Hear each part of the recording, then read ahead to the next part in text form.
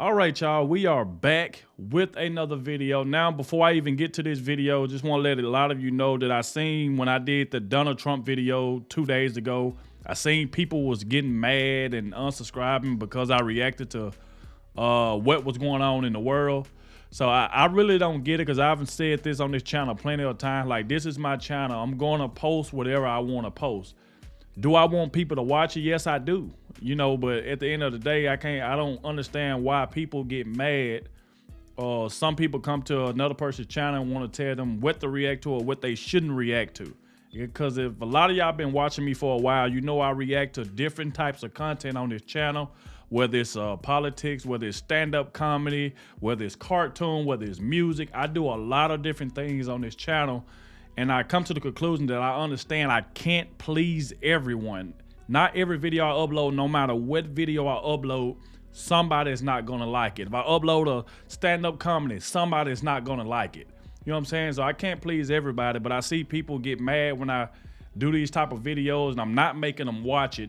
Like I said, I post different types of content, so if you don't like that I'm reacting to this, you don't have to watch it. Just wait till I post something that you know what I'm saying, that you will like. So I really don't understand it, but at the same time, I'm not going to be controlled by anybody. I'm going to keep doing my content. Hopefully people like it. Hopefully people watch it, you know. But at the end of the day, man, it is what it is. Like I said, you can't make everybody happy. That's just the world we live in. But today we're going to be reacting to Ben Shapiro's most savage moments.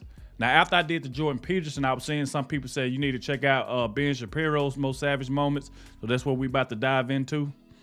Without further ado, let's go ahead and dive straight into it, y'all. Let's go.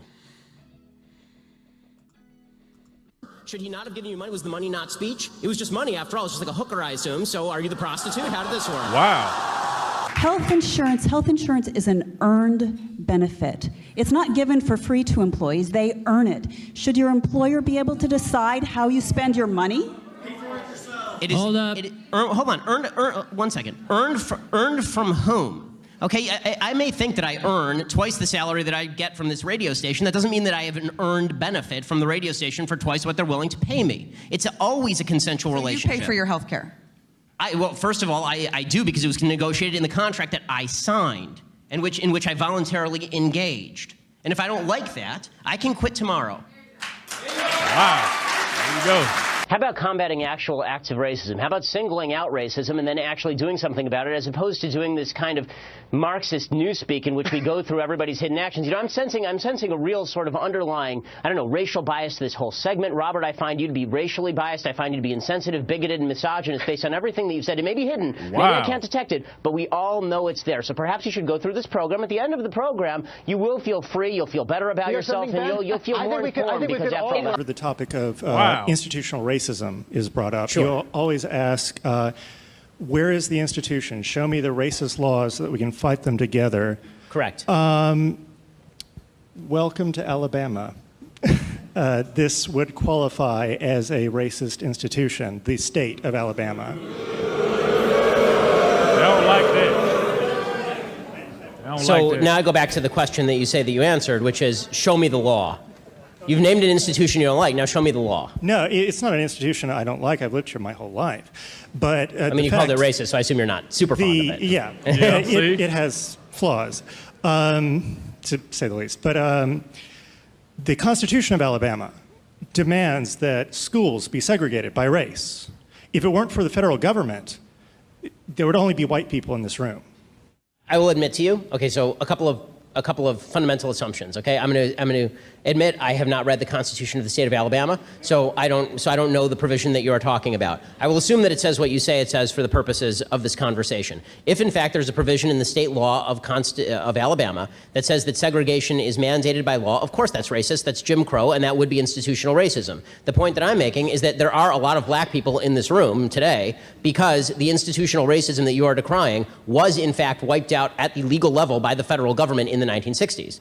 So if you're citing a law from 1873 or 1865, whenever the Constitution embedded segregation, if you're citing that law to prove institutional racism and that law has not been applied for 50 years, you're going to need to do better. There you go. There you go. Race place and that, all that, what happened with the swastika. But you can't wear the Halloween costume you want unless no one finds it offensive. Wow.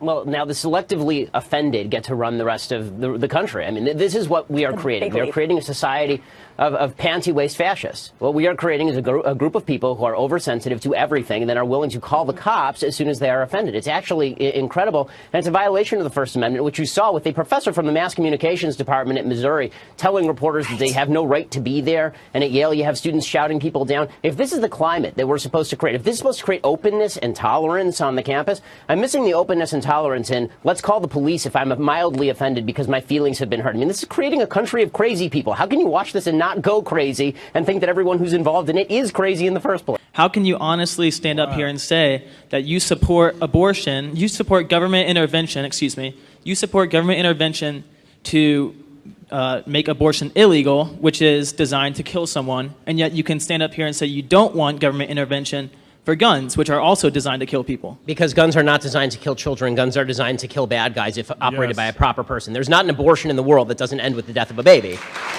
There you go. The question in Hobby Lobby is whose freedom is being infringed upon. Employees' freedom is not infringed upon when they enter into a consensual relationship with an employer that includes certain types of health care. Not consensual. Of course it is. They can quit. Who is forcing them? Where is the gun? Where is the gun? Who is forcing them? Where is the chain? Who is locking them to their Stop desk? with the gun language. The reason that I use the gun language is because it is vitally important for people to understand that every government measure at the end of the day it must be compelled by force. That's what government measures are for. There is a vast difference, a huge difference in terms of personal liberty and freedom between the government compelling behavior and a company saying that we are not going to provide certain types of coverage, and if you don't like that, you can quit or buy your own coverage. There's a vast difference. The gun's the whole issue. The question was about abortion, and I just wanted to know why exactly do you think a first trimester fetus has moral value? Okay, so a first trimester fetus has moral value because whether you consider it a potential human life or a full-on human life, it has more value than just a cluster of cells. If left to its natural processes, it will grow into a baby. So the real question is, where do you draw the line? So you're going to draw the line at the heartbeat, because it's very hard to draw the line at the heartbeat. There are people who are adults who are alive because of a pacemaker. They need some sort of outside force generating their heartbeat. Okay, are you going to do it based on brain function? Okay, well, what about people who are in a coma? Should we just kill them? Right? The problem is, anytime you draw any line other than the inception of the child, you end up drawing a false line that can also be applied to people who are adults. So either human life has intrinsic value or it doesn't. I think we both agree that adult human life has intrinsic value. Can we start from that premise? I believe that sentience is what gives something moral value, not necessarily being a human alone. Okay, because, when you're asleep, can I stab you? I'm still considered sentient when I'm asleep. Okay, if you are in a coma from which you may awake, can I stab you?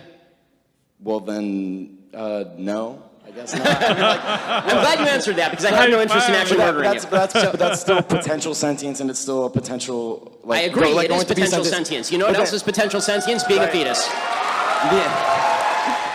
And let me tell you something about safe spaces. There's only one group of people who want safe spaces that are race specific. There are only one group of people that want safe spaces so that they never have to hear from anybody of a different ideology or political persuasion. Those people are called fascists. Okay, and you've got a bunch of fascists, damn fascists on this campus, who are trying to shut down political debate and trying to cloister themselves in this little cocoon of stupidity so they don't have to debate anyone or think about issues outside their kin so that they can feel comfortable. Guess what? Life isn't about feeling comfortable. Life is about bettering yourself. Get off your... Overall, if you're talking about the level of government spending, it needs to go down, and you believe that it really needs to go up. Okay, so it's disingenuous. It depends. It's not on war, does it? No, but overall... Not on the war on drugs. Not on so many of those wasteful programs. It depends, but let me... Overall, you want the federal budget increased. Overall, I would like the federal budget decreased. To pretend that this is not true is to lie. Okay, and when you suggest that there is no difference between, we just have different visions of what the government should cover, these things cost different things. Okay, the war in Iraq was very expensive. You know what's more expensive? Social Security, Medicare, and Medicaid. All of these are vastly more expensive than the war in Iraq. We paid in. Bro, I'm telling you, I ain't seen nobody that out-talk this man yet. He knows so much. It's like it's hard to debate against him for some reason. How many debates do this man lose? Do he even lose debates? Please let me know in the comment section, because he is just straight just getting out on everybody that comes in contact with him, trying to explain something. Like, I'm guessing Ben Shapiro is one of the ones. He ain't the one to try to go into a back and forth with. Man. How's it going? Hi. So you have given a number of speeches about the difference between opportunity and outcome, and you say that our country has no lack of opportunity, correct? Equal access to rights, I think, would be the better way to state it. Yeah. Okay. Oh, okay. So equal. I'm saying okay. Equal access to the exercise of rights. So you're correct that I've said opportunity before, and it's not exact enough. So I'm modifying it now. Okay. Because when I say because obviously, not to forecast where this conversation is going to go, but I have a feeling where you're going to go, and you can correct me if I'm wrong. I'll give you plenty of time. Is that what you're going to say is that not everybody has equal opportunity, which of course is true. Not everybody. Some people are rich, some people are poor, some people are smart, some people are stupid. But everyone does have equal access to rights. He couldn't even say nothing. Hey.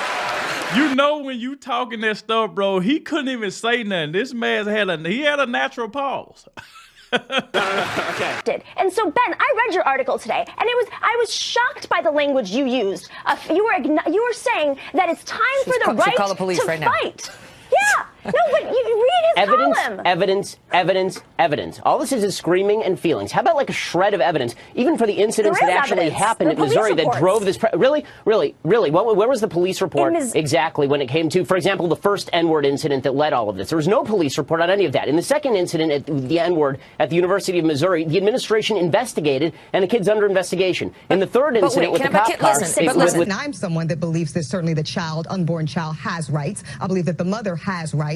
I simply happen to be a person, and some believe that those mothers' rights deem to usurp those rights. But certainly it's not to disrespect. In what world would any of my rights allow me to kill another human being? There's only one thing that could make me say or do anything pro-Trump, and that is all of the precious snowflakes who find it so offensive that people write chalk messages on the ground. They have to whine and cry about it on a national level. So, in the name of free speech. Oh, God.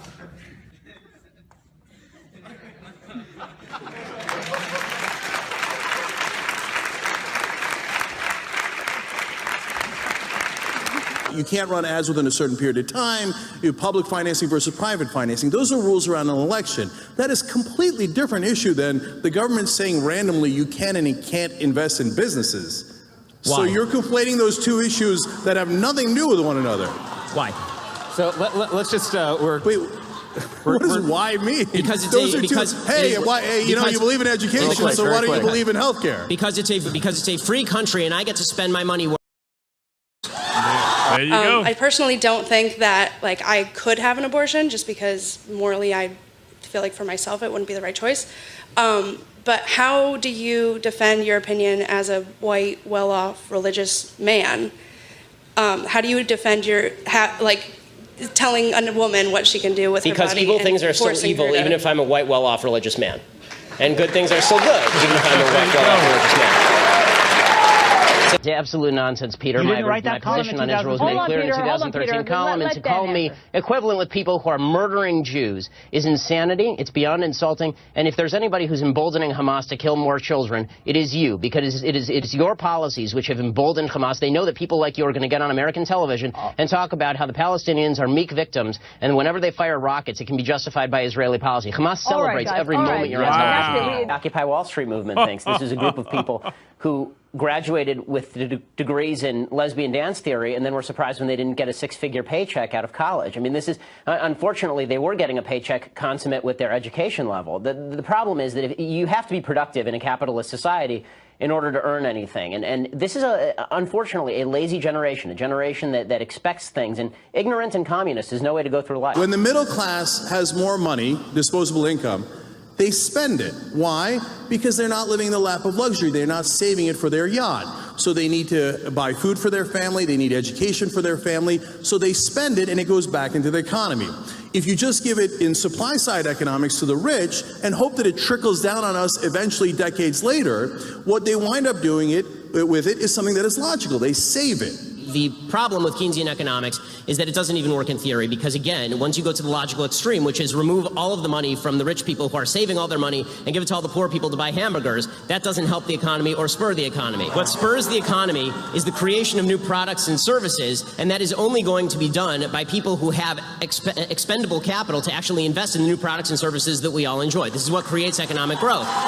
You had an investor, right? When you started TYT, you were given $4 million by Buddy Roemer to start TYT. That's great. That's the way business should work, right? Yeah. But that money it didn't come from a bunch of poor people buying hamburgers. It came from a very, very wealthy guy who gave you money to create a business a lot of people want to patronize. If you want better products and better services, you need more investment in the products and services. The basic name trickle-down economics is not something that any conservative even proposed. It's a leftist revision of what economics actually is, because you're not giving me the money. It was my money in the first place, created through voluntary transactions that I had with others. I've not stolen money from anyone, neither have you. And the idea that money has to be forcibly taken from you and handed to somebody at the bottom end of the economic spectrum to somehow jog the economy, that may jog McDonald's, but is not going to jog all of the creation of the products and services that make all of our lives much better today than they were 30 years ago in terms of the stuff we have access to. We can just trust the government, then why aren't we just trusting the government to do? Bro, that guy didn't even want to hear the truth. He trying to shut the crowd up. You can't shut the crowd up because Ben talking and he got people clapping their hand. It's like, and then I keep seeing the thing coming up with the women. I understand they keep saying like they don't want to be told what to do with their body. I understand that. I mean, who want to be told what to do with their body? You know what I'm saying? So I guess women say they want babe to have the decision whether they want to keep the baby or don't keep the, you know what I'm saying, or get rid of the baby, which I don't think you should get rid of a baby. You know what I'm saying? I do not agree with, you know, women like getting rid of a baby. Now, I don't like that. Not at all. But I understand how some women feel that they want to have that right to be able to make whatever decision that they want. I understand that, you know. Do the right thing now. I don't understand why a piece of legislation makes them better at what they do. I mean, the government is not very good at what they're doing now. Why does new wording make them not suck? Because part of the reason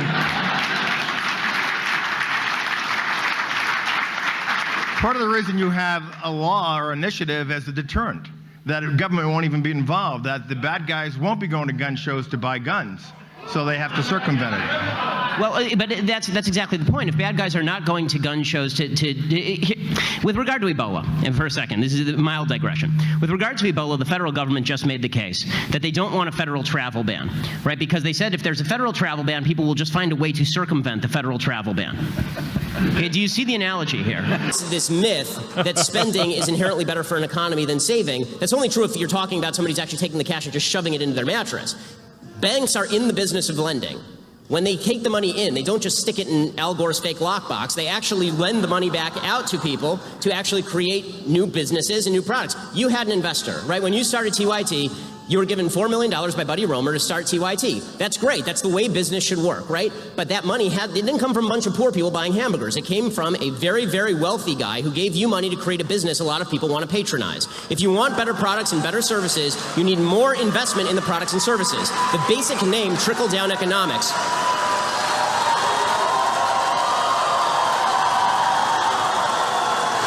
The basic name trickle-down economics is not something that any conservative even proposed. It's a leftist revision of what economics actually is, because you're not giving me the money. It was my money in the first place, created through voluntary transactions that I had with others. I've not stolen money from anyone, neither have you. And the idea that money has to be forcibly taken from you and handed to somebody at the bottom end of the economic spectrum to somehow jog the economy, that made... Okay, I see they playing that part right there over again. Okay.